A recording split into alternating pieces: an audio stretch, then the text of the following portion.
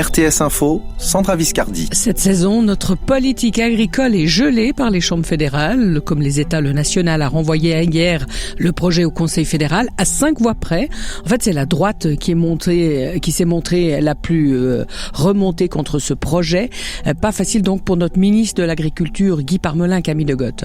C'est un sacré coup dur pour le ministre UDC, d'autant plus difficile à encaisser que le coup part des siens, non seulement de son parti, mais surtout de sa famille agricole. Le viticulteur n'aura pas réussi à convaincre de la nécessité de cette réforme. Retour à la case départ pour son département, et lui sera attendu au tournant au moment de revenir avec une nouvelle stratégie. Si Guy Parmelin est le perdant, la victoire revient au lobby paysan, peut-être le plus puissant sous la coupole fédérale. Il a démontré une fois de plus son talent stratégique et sa capacité de persuasion. L'ensemble de la droite a fait bloc derrière ses idées. Pour le ministre Parmelin, le prochain combat, c'est au mois de juin. Un premier test populaire après la suspension. Le peuple doit se prononcer sur 2 initiatives anti-pesticides. Il mettra donc son grain de sel dans ce à quoi doit ressembler l'agriculture de demain. Le Conseil fédéral s'oppose à ces projets. Et cette fois, c'est tout un pays que Guy Parmelin devra réussir à convaincre. La politique hâte-toi lentement du Conseil fédéral en matière d'allègement des restrictions Covid trouve grâce aux yeux des ministres cantonaux de la Santé. Aller plus vite et sans mesure d'accompagnement, ce serait du suicide, estime leur conférence.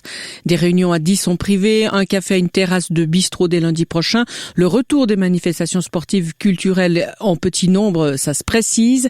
Même si le nombre de cas de coronavirus augmente, en fait, c'est que l'Office fédéral de la santé publique ne peut pas encore dire si on est face à une 3e vague ou pas. Des centaines de disparus et plus de 140 morts depuis le coup d'État militaire de février en Birmanie.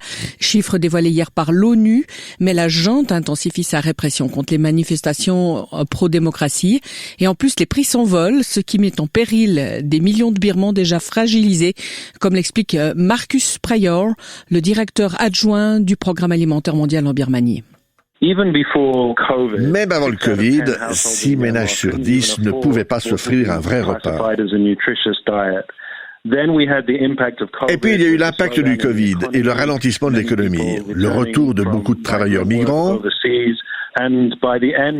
à la fin de l'année passée, 80% des Birmans avaient perdu la moitié de leurs revenus. Rien qu'à cause de la crise sanitaire, les gens ont eu moins à manger, moins de fruits, etc. Et maintenant, nous avons très peur que l'addition du Covid et de la crise politique pousse les gens dans des situations tragiques. Marcus Pryor avec Céline Sceaux. En Grande-Bretagne, les chauffeurs d'Uber ne sont plus des indépendants mais des salariés.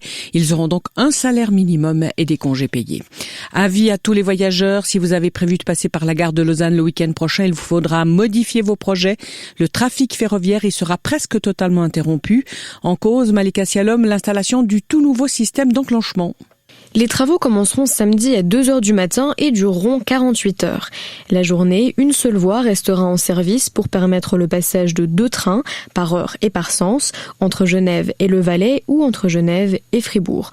En revanche, aucun train ne circulera dans la nuit de samedi à dimanche. Les horaires ont été modifiés et de nombreux convois supprimés. Des bus de remplacement seront mis en place à certains endroits stratégiques, mais les CFF recommandent de renoncer à passer par Lausanne. Tous les changements sont détaillés sur leur site.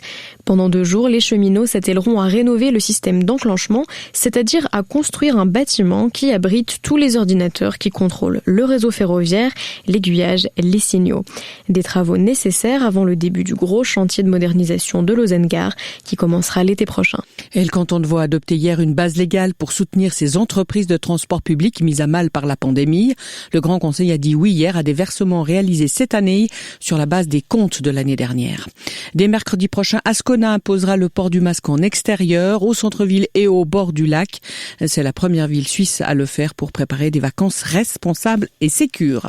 C'est fait, Team New Zealand soulève la Coupe de l'América. Après sa 7e victoire contre le défi italien Luna Rossa, le tenant du titre de cette prestigieuse compétition de voile a donc conservé l'aiguillère d'argent.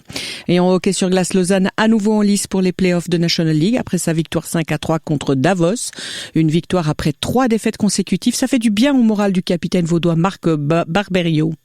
Ouais, je crois que c'est important pour le moral de l'équipe. c'est pas facile.